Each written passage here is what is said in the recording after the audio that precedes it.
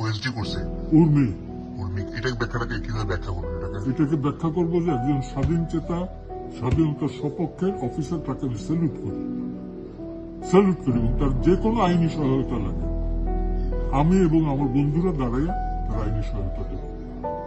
সে দেশদ্রোহিতার কোনো কাজ করে না। দেশের প্রতি, দেশের স্বাধীনতার প্রতি, ৩০ লক্ষ শহীদের প্রতি, 2 লক্ষ মা বোনদের প্রতি, সম্ভ্রমের প্রতি সে শ্রদ্ধা নিবেদন করছে।